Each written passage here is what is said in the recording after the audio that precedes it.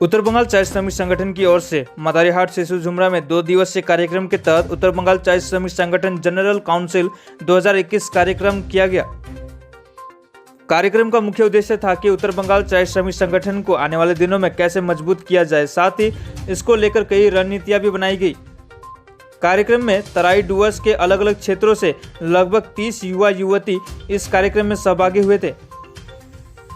संगठन के अध्यक्ष कृष्ण खड़िया और महासचिव शशि सुनवार ने कहा कि आने वाले दिनों में बागान श्रमिकों को जो बोनस मिलने वाला है, इसके लिए भी रणनीतियां बनाई गई।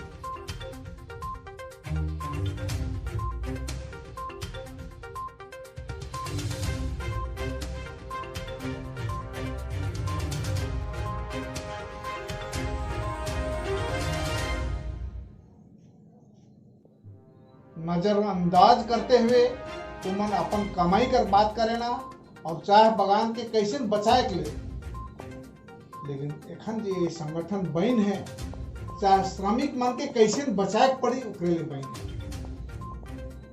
आज शिशु झुमरा चाय बगान में हम लोग उत्तर बंगाल चाय श्रमिक संगठन की तरफ से 2 दिन का वर्चुअल मीटिंग रखा गया था।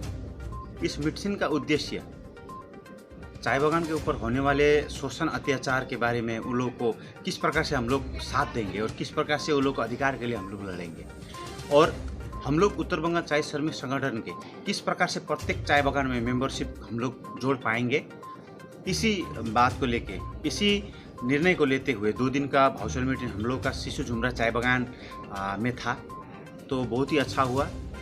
बहुत दूर दूर से हम लोग के युवा लोग जुड़े हुए थे, जैसे मेटली से, मुजनई चाय बगान से, बंगावाड़ी चाय बगान से, कालचिनी चाय बगान से, सालवाड़ी चाय बगान से, बहुत सारे चाय बगानों से हम लोग के युवा और युवती लोग जुड़े हुए थे।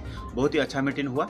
हम लोग चाहते हैं इस मीडिया के मार्फत से कि आने वाले चाय बगान, आने वाले दिनों में प्रत्येक चाय बगान के सदस्य इस संगठन से जुड़े। बस इतना करते हुए धन्यवाद।